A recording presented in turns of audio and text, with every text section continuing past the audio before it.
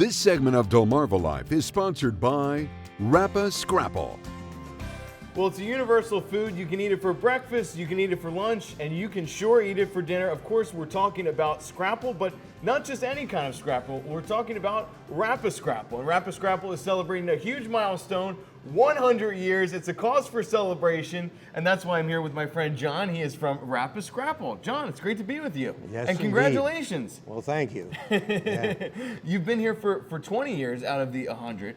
What are some of the biggest changes that you've noticed in the RAPA Scrapple brand over the years?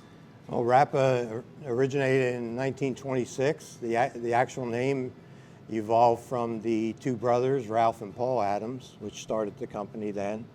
We are an iconic Scrapple brand in the Mid-Atlantic states and Mid-South states.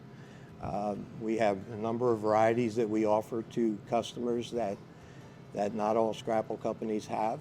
So we like to think we separate ourselves from them with that.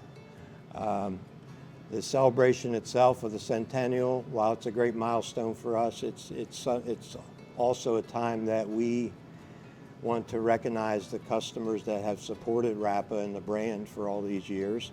And not only that, what we can do to bring along the next generation of Scrapple lovers. What I think is so cool about Scrapple is it's such a universal food. There's all kinds of different ways that you can incorporate Scrapple into everyday dishes, right? Absolutely. Yeah, I mean, while it evolved as a breakfast food all the way back to the late 1600s, certainly there's many ways to enjoy Scrapple outside of breakfast day part. We continue to see recipes that are geared towards lunch, dinner, and creative breakfast elements still too. One of the great partnerships that we've had is with the Delaware Food Bank here the last number of years. We participate with their culinary student program and kind of join with them as part of their midterms to challenge the students to have a creative recipe with using RAPA Scrapple and creating their own dish. We've seen some awesome items come from that.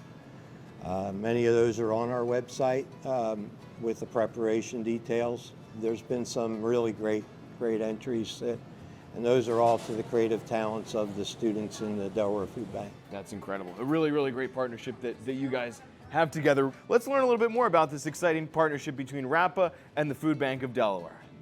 We're here right outside the kitchen where all the magic happens. I'm here with Chef Tim. He is the executive chef here at the Food Bank of Delaware. And Chef Tim, what you have going on behind us is super exciting. Do you want to talk a little bit about that? Yeah, Scrapple Challenge. This is part of their midterms of every class. So basically the Scrapple Challenge is they have to create a recipe and they also have to create it with Scrapple. Scrapple has to be the main ingredient, and the main thing is they have to be creative. It's not just for breakfast any food. We've had all kinds of items come up, Scrapple tacos, we've had egg rolls, so we have some sweets things going on. So they have to be creative, but they create their own recipes and they come up with some pretty good stuff. That's so cool. You said you've been doing this for a number of years. Has it continued to impress you year after year, the creations that your students have been able to make? Oh yeah, every year it gets better. Every year somebody comes up with something that you'd be like, wow, that's a first. Now some of them you'd be like, oh, we've seen this before, but sometime, we had Scrapple sushi one time, we had Scrapple tacos one time, you're like, oh, now that's creative. So yeah, every year it gets better. How long are the students given to be able to They have 2 hours. 2 hours? So they have 2 hours, yeah. So we'll usually they come out in the kitchen around like 10 that morning, and then noons will be the first ones that get judged. Now, it depends on how many students we have. Like here we have 13.